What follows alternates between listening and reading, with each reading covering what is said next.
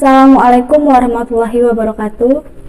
Kami akan menceritakan kisah tentang kekhusyukan dalam sholat.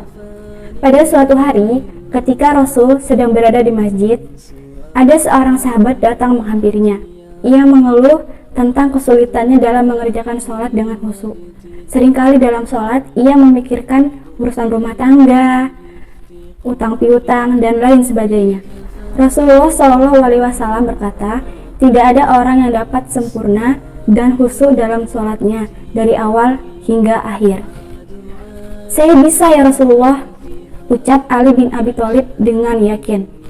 Baiklah, jika kamu bisa mengerjakan sholat dengan khusyuk dan sempurna, maka akan kuberikan sorban terbaikku sebagai hadiah untukmu, ucap Rasul.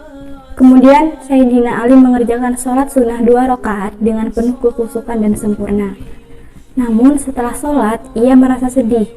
Apakah kamu bisa mengerjakan sholat dengan khusyuk dan benar? Tanya Rasul. Dari rakaat pertama sampai akhir, saya bisa mengerjakan sholat dengan penuh kekhusyukan dan sempurna.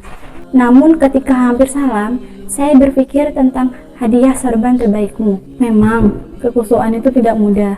Kekhusyukan itu diukur sebatas kemampuan manusia. Sebagaimana firman Allah, fa'aqimus sholah inna sholata tanha anil fahsya'i wal munkar. Dan dirikanlah sholat, sesungguhnya sholat itu mencegah perbuatan keji dan munkar. Dikisahkan saat Urwah bin Zubair sedang mengalami sakit pada bagian betisnya. Ada seseorang yang menganjurkan untuk memotong bagian kaki yang sakit, namun ia menolaknya. Penyakit itu menjalar sampai ke bagian tubuh lainnya. Menurut sahabat Rasul, apabila penyakit tersebut menjalar sampai ke bagian lutut, maka akan mengakibatkan kematian. Ia pasrah. Ada seorang tabib yang akan mengamputasi kakinya. Di lain hari, Urwah meminta seorang tabib untuk memotong kakinya pada saat ia mengerjakan sholat sunnah 2 rakaat. Pemotongan itu pun dilakukan sesuai permintaan Urwah. Pemotongan itu sama sekali tidak dirasakan olehnya. Subhanallah, lontaran khusyuk dan tenangnya Urwah dalam mengerjakan sholat dan hanya terpusat kepada Allah Subhanahu wa Ta'ala.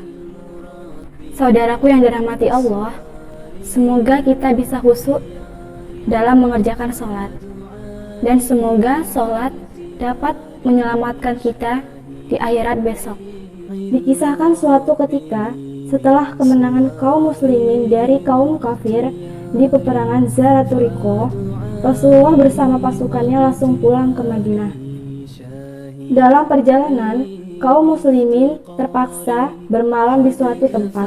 Kedua sahabat Rasul yang bernama Ammar bin Yasir dan Abbad bin Bishr mengadakan jaga malam. Satu di antara mereka tidur dan satu berjaga-jaga. Abbad mengisi waktu dengan mengerjakan sholat tahajud. Ketika sedang khusyuk, tanpa disadari Abbad, sepasang mata mengincarnya. Setelah beberapa menit, satu anak panah menancap di lengan Abbad tanpa disadarinya. Herannya, panah tersebut tidak dirasakan oleh Abbad. Dia terus melanjutkan sholat. Setelah beberapa menit kemudian, panah kedua dan ketiga menghujani tubuh Abbad. Namun Abbad tetap bersikap tenang seperti tidak terjadi apa-apa. Abbad membuang anak panah ketika sholat. Barulah setelah salam, ia membangunkan temannya yang tidur. Gantikan aku menjaga, aku terkena anak panah, ucap Abbad dengan sisa tenaganya. Si pemanah pengecut itu lari dengan kudanya. Itulah kisah tentang kekhusyukan sahabat Rasul ketika sholat, baik sholat fardu maupun sunnah. Cukup sekian kisah dari kami akhiri. Wassalamualaikum warahmatullahi wabarakatuh. Minka ya maulal mawali ya karim